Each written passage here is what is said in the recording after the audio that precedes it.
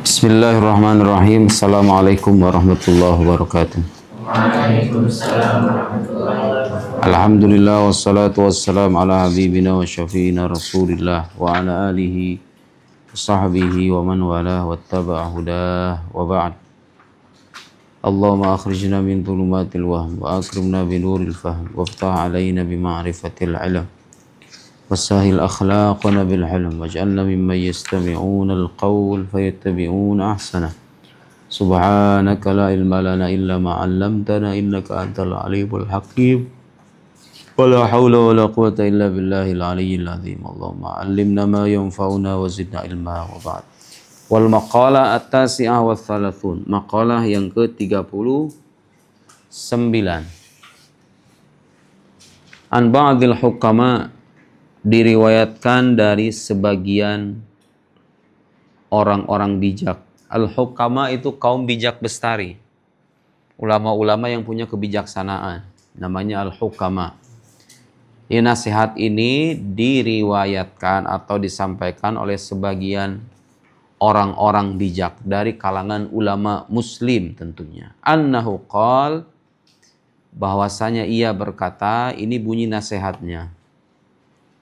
Thalathun min kanzillahi ta'ala. Thalathun, ada 3 hal.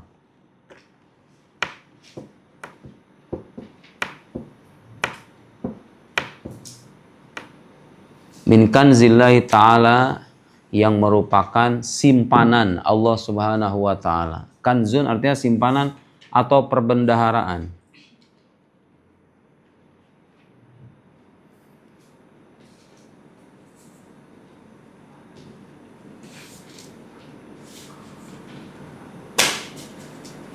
Ai maksudnya, ai ini gunanya sebagai huruf penjelas ya. Ai maksudnya mimma yaddakhiruhullahu ta'ala. Iddakhara yaddakhiru. Maksudnya sebagian dari apa yang Allah simpan. Iddakhara yaddakhiru itu artinya menyimpan atau menabung. Kamu dapat mufrad baru tuh ya. Iddakhara yaddakhir artinya menyimpan atau maksudnya sebagian dari apa yang Allah simpan. La yu'tihallahu illa man ahabbahu. La yu'tihallahu, Allah tidak memberikannya illa man ahabbahu, kecuali kepada orang yang dikasihinya. Ayo, Allah menjadi apa itu? La yu'tihallahu, Allah menjadi apa itu? Menjadi fa'il. A'ta yu'ti fi'il. Ha menjadi apa itu? Ha menjadi maf'ul. Tidak diberikan oleh Allah illa man ahabbahu, kecuali kepada orang yang dikasihinya. Jadi ada 3 hal yang Allah simpan dan tidak dia berikan kecuali kepada orang-orang terkasihnya. Dengerin nih, ini penting nih. Bekal hidup kamu nanti, suatu saat nanti kamu rumah tangga, jadi karyawan, jadi pekerja, jadi bos perusahaan, ya kan? Gak ada yang tahu. Jadi bos cilok, bos cireng, bos seblak, tiba-tiba bangkrut. Orang itu seringkali mengalami frustrasi, mengalami depresi, mengalami gangguan jiwa bahkan, manakala dalam keadaan terhimpit dan diuji. Nah, pesan-pesan kayak begini penting kamu ingat-ingat. Ada 3, dengarin sekali lagi. Ada 3 hal yang Allah simpan, tidak dia berikan kecuali orang-orang yang dikasihinya. Tahu apa jawabannya? Apa aja itu? 1, al-faqru, kefakiran. Wa huwa faqdu ma yuhtaju ilaihi. Yang dimaksud dengan kefakiran adalah hilangnya sesuatu yang dibutuhkan. Hilangnya sesuatu yang dibutuhkan. Di orang-orang fakir itu sebetulnya orang-orang yang Allah kasihani, mendapatkan rahmat. Itu seorang orang kaya gimana? Dimurkai oleh Allah gitu? Enggak, tergantung. Orang fakir, orang kaya, itu tergantung keadaan. Dengerin. Kalau orang kaya bersyukur, dia dekat dengan Tuhannya enggak? Orang kaya tapi bersyukur, dekat dengan Tuhannya atau dimurkai oleh Tuhannya? Kaya tapi bersyukur. Kalau fakir sekarang memprotes ketetapan Tuhannya, dirahmati atau dimurkai itu? bagus. Jadi kamu menjadi fakir, menjadi kaya, itu sama-sama bisa mendapatkan rahmat Allah tergantung penyikapan. Kalau ketika mendapatkan kefakiran, bersabar, kamu menjadi orang yang dikasihani sama Gusti Allah berdasarkan nasihat ini. Kalau ketika menjadi orang kaya yang pandai bersyukur, nggak pelit sama orang. Di kecenderungan manusia, kadang kalau udah punya banyak duit, dengerin Irfan. Izlal, dengerin Pais. Kecenderungan manusia kalau udah punya banyak duit, biasanya ngapain? Pengen nyimpen terus-menerus. Muncul perasaan yang namanya perasaan tamak. Tahu perasaan tamak kan? Hawak kata orang Sunda mah, hawak. Hayang maneh nana we pokoknya mah. Jadi kerjaannya itu nabung. Makanya saya tidak setuju ya dengan ungkapan bahwa menabung itu pangkal kaya. Bukan berarti kita nggak boleh nabung itu perlu. Tapi kadang-kadang orang yang terlampau rajin nabung itu kadang-kadang cenderung pelit, bener gak? Yang benar itu apa sebetulnya? Memberi pangkal kaya. Itu yang saya alami. Semakin sering kamu memberi sama orang, Allah semakin memberkahi harta kamu, kamu semakin diberkahi rezekinya, semakin bertambah. Awalnya berkurang. Saya punya duit 5 juta, saya sedekahkan 2 juta. Berkurang kan? Berkurang sekarang. Tapi sebulan yang akan datang, 2 bulan, 3 bulan, setahun yang akan datang, kadang-kadang gara-gara kedermawanan itu, Allah membukakan pintu rezeki yang tidak disangka-sangka. Itu yang terjadi. Jadi kalau pengen jadi orang kaya itu di samping menabung. Jadi menabung itu tetap perlu ya. Ingat, menabung itu perlu karena bagaimanapun nanti kita nggak pernah tahu apa keadaan yang akan kita alami. Misalnya kita punya penyakit, tiba-tiba harus berobat ke luar negeri, untung ada tabungan. Kan bisa jadi begitu kan? Ini maksudnya menabung itu perlu, tapi jangan sampai menabung itu menjadikan kita pelit. Kalau pengen kaya itu ternyata bukan menabung. Yang menabung kalau misalnya dalam batas yang wajar, ya bagus. Tapi ternyata yang buat kita kaya itu selain menabung, ada hal lain yang kadang orang lupakan, yaitu memberi. Dengerin loh, kamu rumah tangga nanti, jangan sampai menjadi tipe istri yang kalau mendapatkan harta suami kemudian mendapatkan uang, kemudian kamu eksploitasi, kamu simpen, kemudian suami pengen ngasih ke orang tuanya, harus izin sama kamu dulu. Jadi kamu menghalangi suami untuk berbakti sama orang tuanya. Hati-hati itu. Yang benar bagaimana? Suami itu menjalankan 2 tugas sekaligus. Dia berkewajiban menafkahi kamu. Kalau ada suami pelit, itu tanda suami nggak tahu dengan kewajiban. Nggak cocok jadi suami sebetulnya. Salah sendiri kamu nerima suami kayak begitu, nggak paham agama. Kalau suami paham agama pasti menafkahi. Kewajiban suami kamu tuh menafkahi. Tapi ingat, dia juga berkewajiban kalau orang tuanya tiba-tiba miskin misalnya. Jangan sampai karena alasan nikah, terus kita kan udah masing-masing hidup. Itu kan udah ada suaminya, ibu kamu kan udah ada suaminya. Terus kemudian menghalang-halangi suami untuk birrul walidain, berbakti kepada orang. Kadang ada sebagian orang yang punya pemahaman kalau udah nikah itu putus. Udah selesai begitu, orang tua kita, nggak begitu. Istri tetap berkewajiban berbakti sama orang tua. Tentu berbakti nggak selamanya harus dengan uang ya. Berbakti tidak selamanya harus dengan uang. Tapi kadang-kadang ada orang tua yang dalam posisi tidak mampu. Anaknya mampu, kaya raya bahkan. Terus kemudian istrinya berperan sebagai orang yang mengatur, akhirnya suami tidak bisa menjalankan tugasnya sebagai anak untuk berbakti sama orang tuanya. Hati-hati, itu dosa loh. Itu dosa, itu ditanya di akhirat nanti. Kamu kenapa menjadi penghalang bagi hambaku yang bernama Fulan untuk berbakti kepada orang tuanya? Padahal kamu punya harta lebih. Kecuali begini, suami penghasilannya terbatas. Cukup buat kebutuhan keluarga. Apa yang terjadi? Siapa yang harus didahulukan? Ya kamu kewajiban pertama. Orang tuanya diberi tapi seperlunya. Jangan sampai. Ada kebalikannya Nok.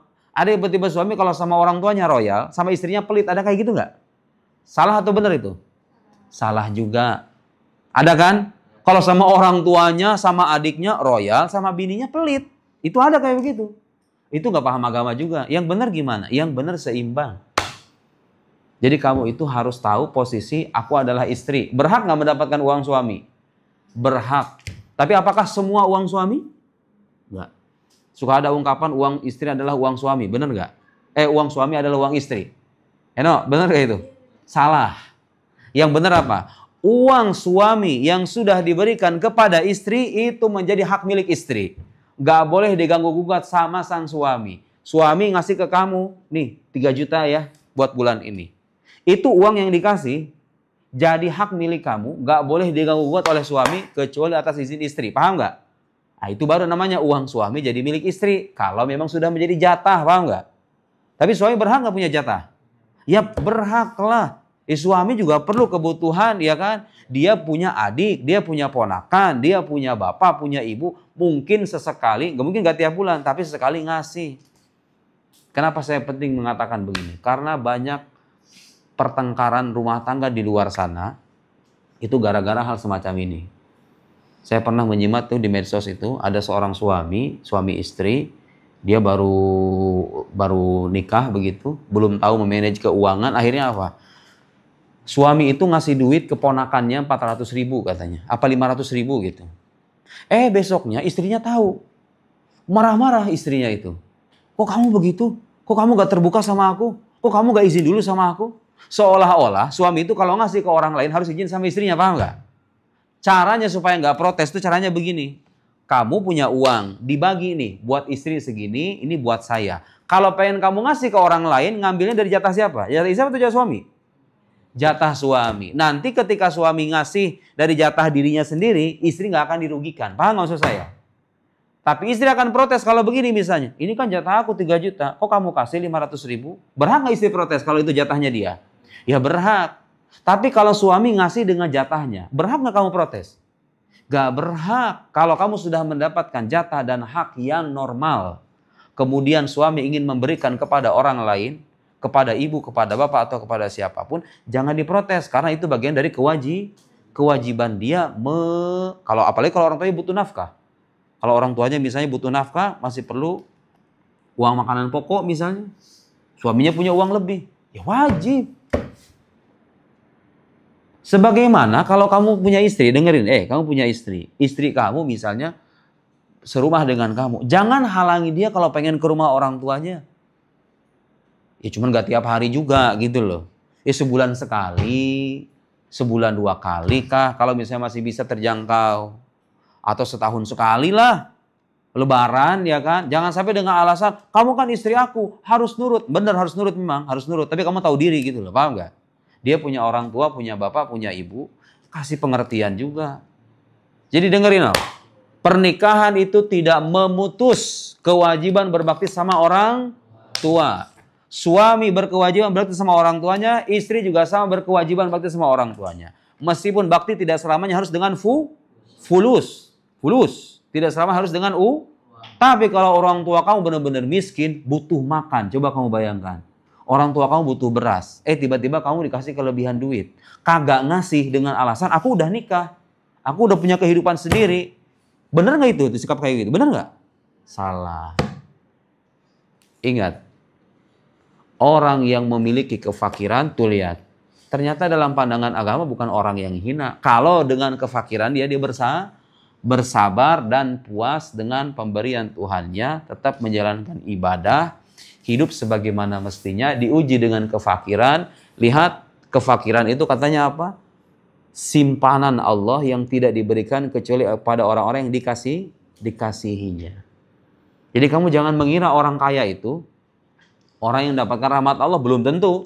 Kalau dengan kekayaannya dia ingat sama Tuhannya, ya. Jangan mengira juga kalau ada orang fakir, dia orang hina di mata Tuhan. Paham nggak? Tuh lihat. Agama mengoreksi cara berpikir kita. Jangan saya melihat kefakiran itu sebagai kehinaan. Kefakiran akan menjadi kehinaan kalau membuat kita lupa dengan Tuhan. Kekayaan membuat kita hina kalau dia melupakan kita dari yang maha kuasa. Bagus sekali itu. Ulangi lagi. Nggak bisa diulang itu. Udah kamu ingat aja. Jadi kefakiran itu bisa menjadi kemuliaan kalau dengan kefakiran itu orang dekat dengan Tuhan. Kekayaan bisa berbuah murka kalau seandainya dengan kekayaan itu hamba jauh dari yang maha kuasa Allah Subhanahu wa ta'ala. Tapi kedua-duanya bisa mulia. Orang fakir bisa mulia, orang kaya bisa mulia. Kalau dengan kefakiran dia dekat dengan Allah, orang kaya bersyukur atas nikmat Allah, sama-sama jadi orang mulia. Jadi yang menjadikan kita mulia atau tidak itu bukan kaya atau fakir, tapi apa? Eling, dekat, taat, sadar diri bahwa kita adalah hamba Allah Subhanahu wa Ta'ala. Lihat, ini pelajaran kayak gini penting kamu dapat supaya cara pandang kamu melihat orang itu. Ada orang misalnya di tengah jalan, kemudian dia mengambil sampah. Kalau saya kadang-kadang pribadi, secara saya pribadi, kalau saya melihat orang-orang kayak begitu, saya selalu membisikkan ke dalam hati saya, ya Allah, dia pasti lebih tinggi derajatnya ketimbang saya. Itu biasain kayak begitu ya.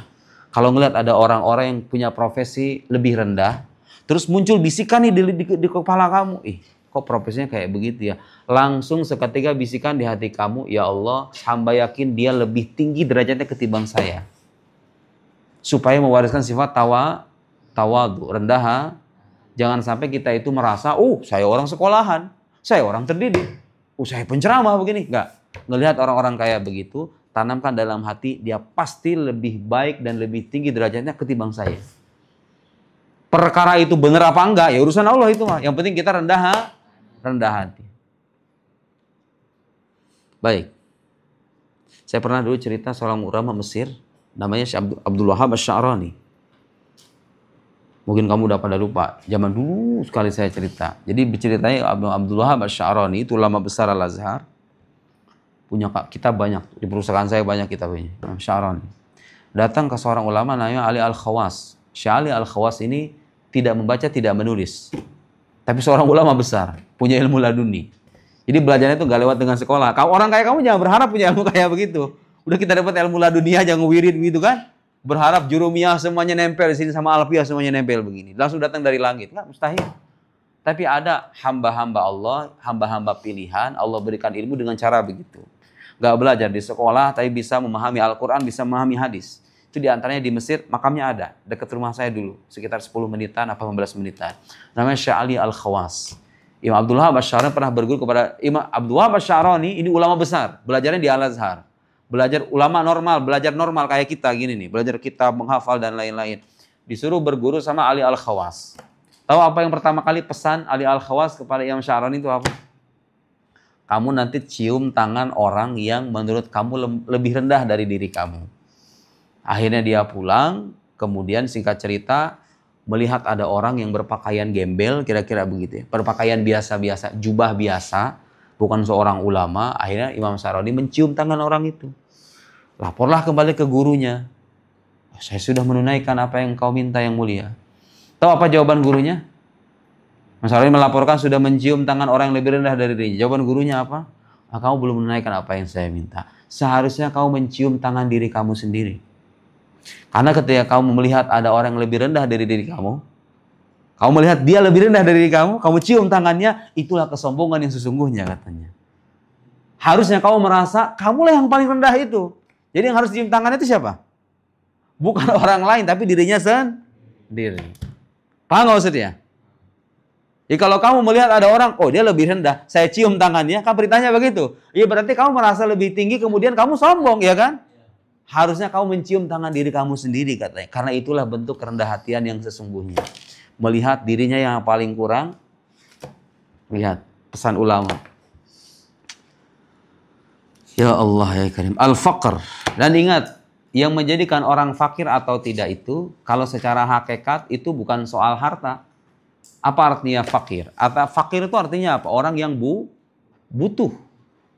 Kamu Faiz, kalau misalnya punya rumah gedong, punya mobil 5, punya istri 3, masih butuh pengen tambahan mobil sampai 10, masih perlu bini 1 lagi biar 4, masih pengen punya rumah villa di mana, masih nggak puas, masih butuh.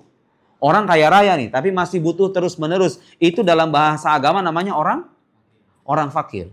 Tapi tahu kamu artinya orang kaya dalam bahasa agama namanya apa? Ghani. Ghani itu artinya, makanya Allah diantara namanya Al-Ghani. Kenapa disebut Al-Ghani? Yang namanya Al-Ghani itu tidak butuh kepada yang lain. Allah itu nggak butuh sama kita, makanya dia disebut maha kaya, ya kan?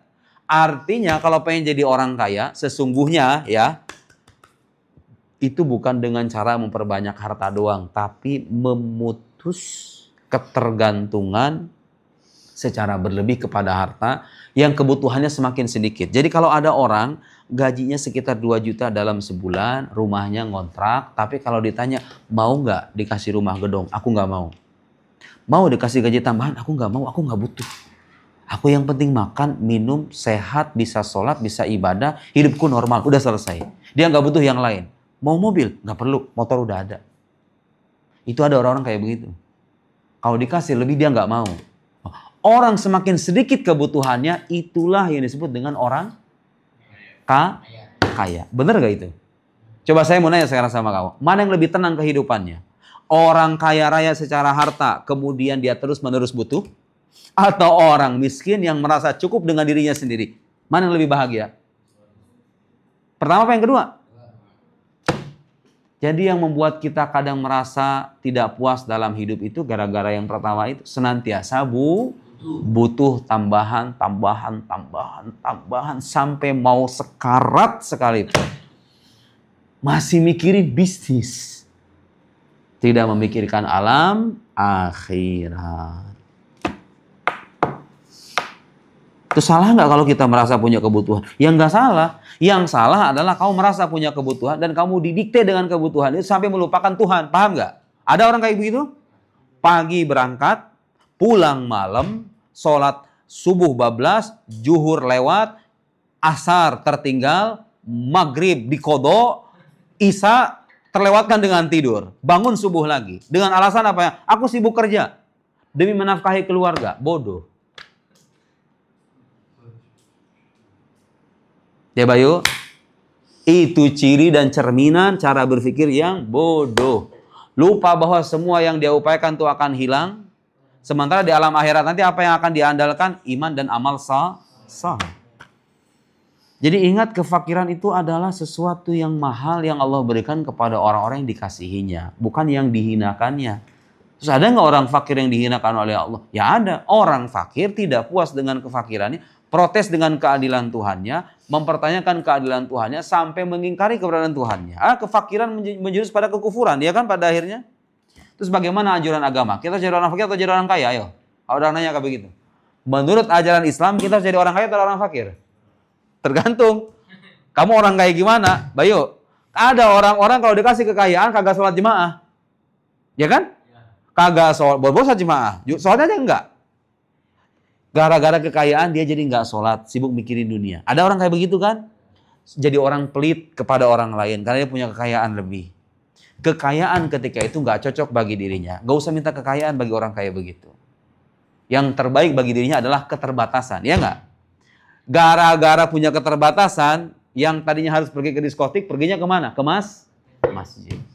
Sebaliknya, ada orang yang kemaslahatan bagi dirinya itu adalah kekayaan.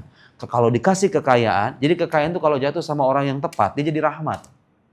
Saya ulangi, kekayaan itu kalau jatuh kepada orang yang tepat menjadi rahmat. Dia nggak jadi pelit, punya kekayaan lebih, ngasih orang-orang yang nggak bisa makan, menyantuni orang-orang yang yatim, anak-anak yang nggak bisa sekolah, menyumbang sana, menyumbang sini, mendirikan ini, mendirikan itu, membeli ini, membeli itu kemaslahatan orang banyak. Itu kalau kekayaan jatuh sama orang yang tepat. Tapi kalau kekayaan jatuh sama orang yang pelit, koret, medit, mereket jahe. Bahasa orang Sunda, mereket jahe. Itu menjadi musibah. Jadi yang baik mana? Yang terbaik mana? Mau kaya ataupun miskin, yang penting kita menjadi hamba Allah Subhanahu, tetap menjalankan agama dan puas dengan ketetapannya. Baik, selanjutnya apa? Wal marad, apa marad? Jadi sakit itu adalah sesuatu yang Allah berikan kepada orang yang dikasihinya ternyata. Kalau kita sakit itu adalah tanda Allah ingin meningkatkan derajat. Makanya santri-santri yang sakit, kalau subuh sampai bablas, itu tanda dia nggak tahu dan nggak paham.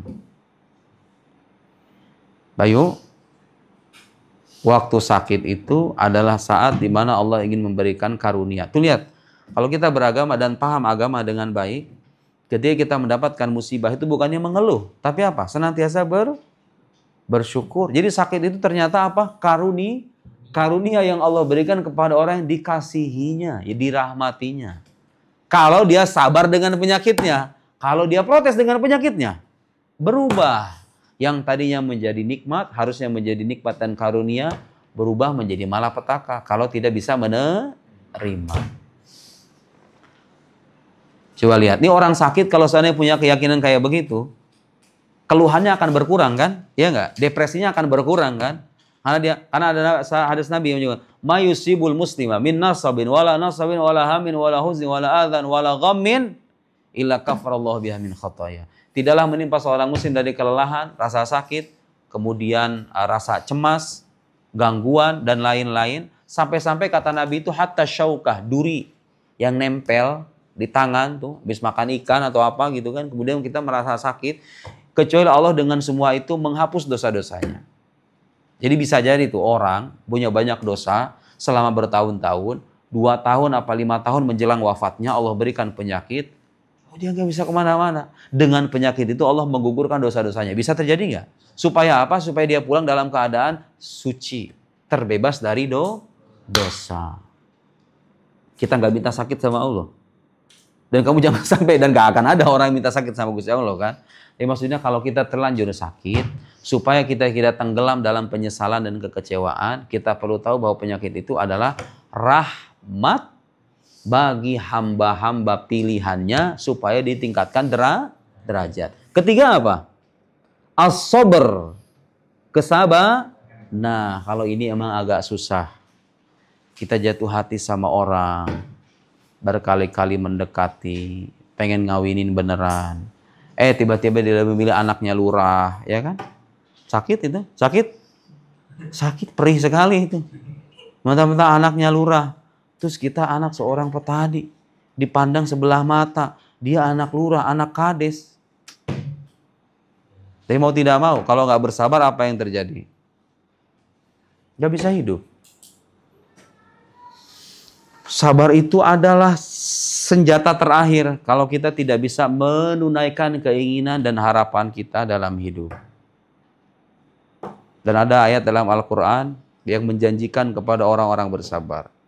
Jadi orang bersabar itu pahalanya besar. Kamu jangan mengira ada orang di luar sana, ibadahnya mungkin pas-pasan di masjid. Tapi di kerjaannya dia diuji, di keluarganya dia diuji, anaknya juga jadi ujian. Ujiannya banyak sebanyak-banyaknya, ibadahnya pas-pasan. Itu kata guru saya masih ingat. Orang kayak begitu tuh, itu pahalanya bisa mengalahkan ratusan rakaat sholat sunnah. Kesabarannya maksudnya. Kesabarannya dalam melihat ujian, dalam menghadapi ujian, itu bisa mengalahkan pahala ratusan rakaat sholat sunnah. Karena ada ayat dalam Al-Quran, innama yuwaffas sabirun ajrahum bighairi hisab. Sesungguhnya orang-orang yang bersabar itu akan ditunaikan ganjarannya bighairi hisab, tanpa hisab, tanpa hitungan, saking banyaknya. Jadi di sorga nanti kamu boleh jadi akan ketemu sama orang-orang waktu di dunia ibadah ritualnya pas-pasan.